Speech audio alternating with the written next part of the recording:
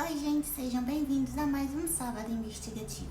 E no vídeo de hoje nós vamos falar sobre um serial killer que serviu de inspiração para a terceira temporada da série Netflix Monstros, além de filmes muito famosos e documentários. Filmes esses muito comentados e alguns clássicos, como por exemplo Psicose e O Massacre da Serra Elétrica. Se você não sabe de quem eu tô falando, fica aí que eu vou te contar um pouco da história do Ed Gein.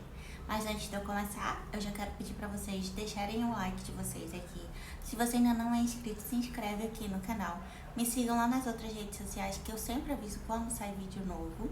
E claro, compartilha com outras pessoas que também gostam desse tipo de conteúdo.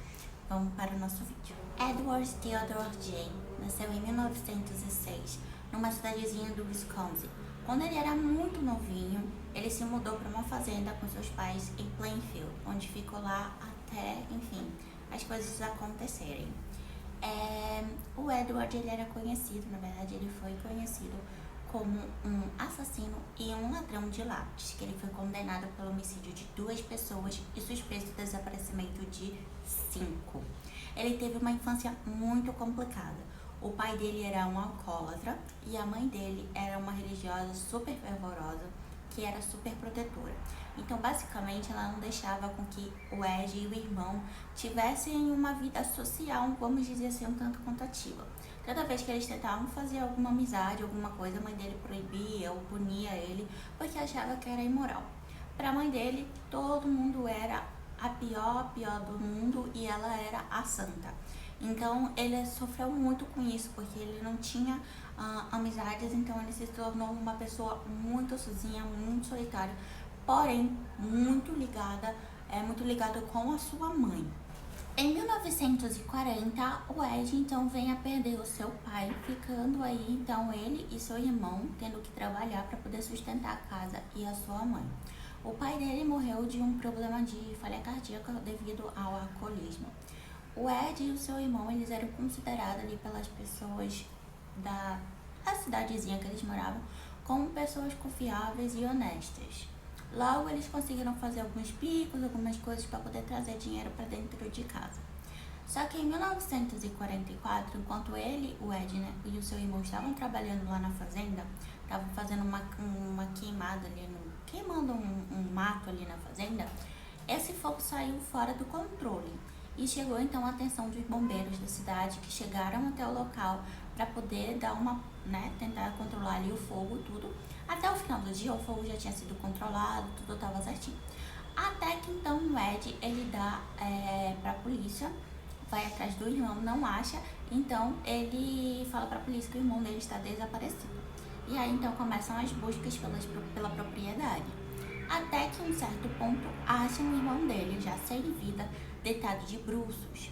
Só que ninguém sabe exatamente o que foi que aconteceu, porque o irmão dele não teve nenhuma queimação e nenhuma lesão aparente, pelo menos.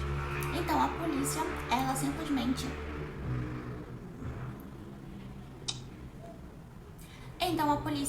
simplesmente fala que o irmão dele foi a óbito por conta de sufocamento, asfixia, por conta da fumaça.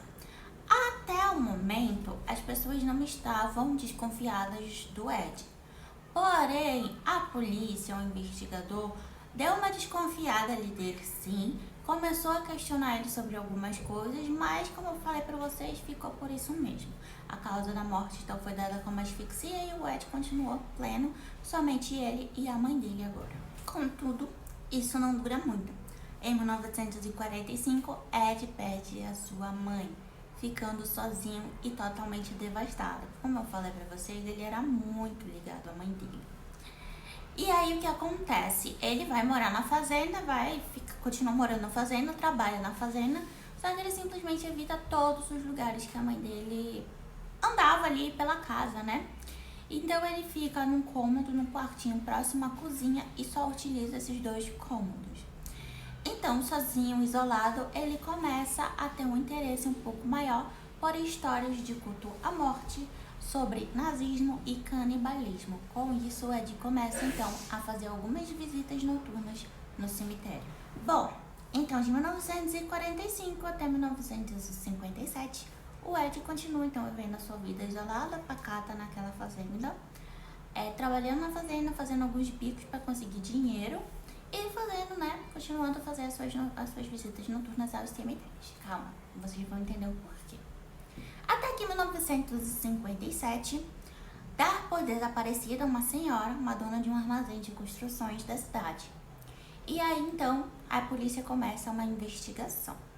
Alguns moradores que já conheciam aquela senhora, cidade pequena, todo mundo se conhece, falaram que por volta de 9h30 da manhã houve então uma entrega de alguns produtos no armazém e depois disso o armazém continuou fechado o dia inteiro. As pessoas não estranharam tanto porque estava na época de caça ao cervo, então normalmente as coisas fechavam mesmo. Só que por volta das 17 horas, o filho da dona, que era o xerife da cidade, entrou na lojinha pra ver se achava alguma coisa ali que desse pra ele saber onde estava a paradeiro da mãe dele. O que ele encontra? Ele encontra a caixa registradora aberta e sangue pelo chão. E aí ele então fala para os policiais que na noite anterior o Ed Gein tinha ido lá e que ele ficou de retornar na manhã para poder pegar um outro produto que ele precisaria. Isso então já acionou ali um alerta nos policiais por conta daquilo que eu falei pra vocês lá do início do irmão dele. A pulga atrás da orelha continuou, mas como eles não tinham prova, então ninguém, né, deixou como estava. À noite, então, o Ed Gein é preso e a polícia começa então a fazer uma verificação na propriedade dele. Então as buscas começaram na fazenda do Ed Gein, que era enorme. Até que foi encontrado pelo delegado da polícia o corpo da senhora. Só que ele não queria ter encontrado daquela forma, né? Mas o corpo dela foi encontrado, então, pendurado de cabeça para baixo dentro de um galpão, onde os tornozelos tinham uma barra e os braços dela estavam amarrados por uma corda. Eles também ressaltam que ela foi baleada por um rifle calibre 22. Além disso, também foram feitas algumas mutilações no seu corpo pós-morte. Porém, o que a polícia não estava esperando, acabou encontrando. Encontraram muito mais do que só o corpo da senhora. Então vamos para a lista de coisas que foram encontradas na fazenda do Ed Gein. Bom, vale ressaltar que encontraram então ossos humanos inteiros e fragmentados, uma lixeira feita de pele humana cobrindo cadeiras, como se fosse um enfeite mesmo, uma decoração, sabe?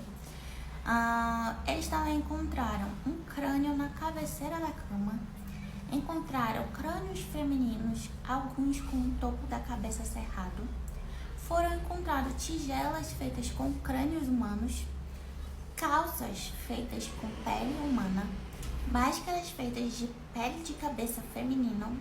Foram encontradas uma máscara do rosto de Mary Hogan, que era uma outra senhora que estava desaparecida, e o crânio dela em uma caixa. Também foi encontrado a cabeça inteira da senhora do armazém em um saco de pano. Além disso, foi encontrado o coração dessa senhora em uma bolsa de plástico bem próximo ao fogão do Ed, 9 vulvas em uma caixa de sapato.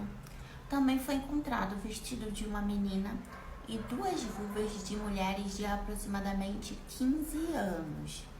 Também foi encontrado um cinto feito por mamilos, foram encontrados 4 narizes, foram encontrados um par de lábios que estavam segurando a cortina.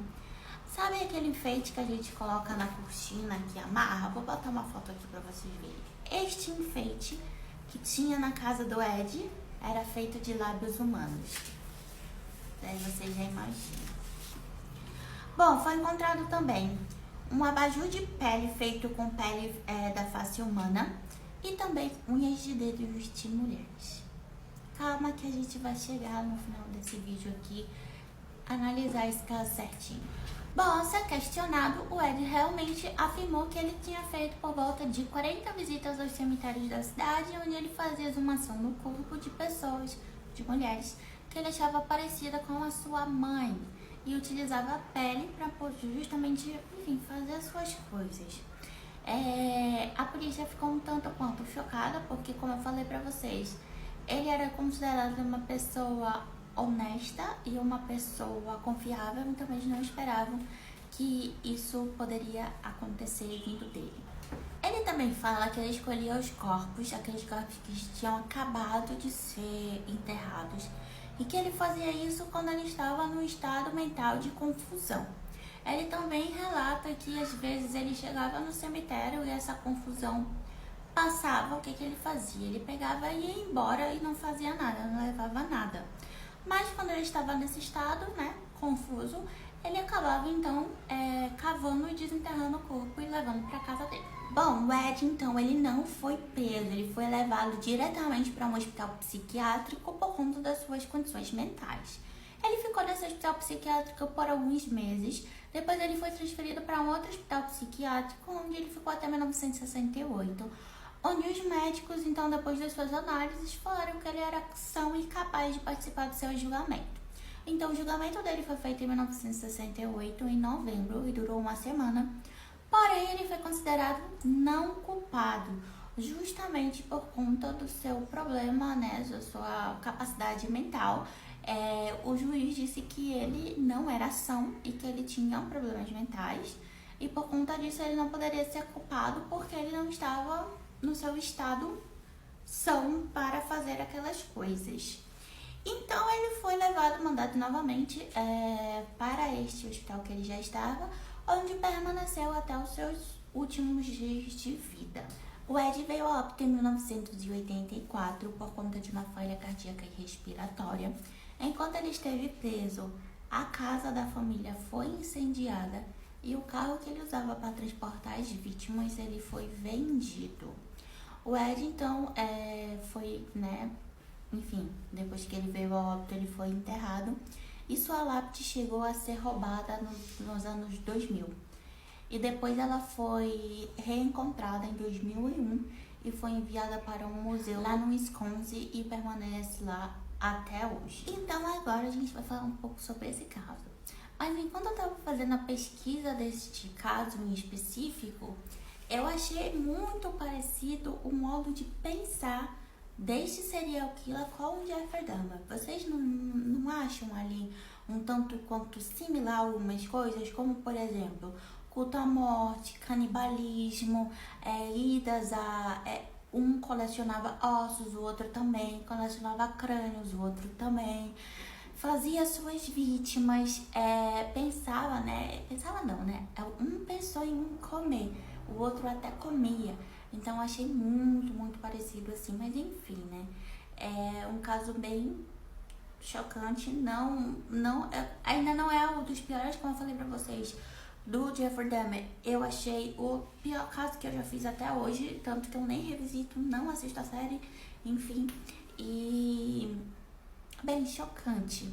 E aí eu fico, será que realmente ele tinha algum problema mental, ou sei lá, será que por conta da mãe dele ser daquele jeito ele desenvolveu alguma coisa? Bom, eu não sei, fica aí então nossos achismos e pergunto a vocês, o que vocês acham que ele tinha? Ele realmente tinha algum tipo de problema psíquico, sei lá, ou se foi realmente por conta da criação?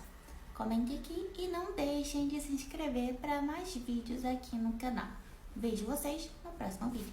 Tchau!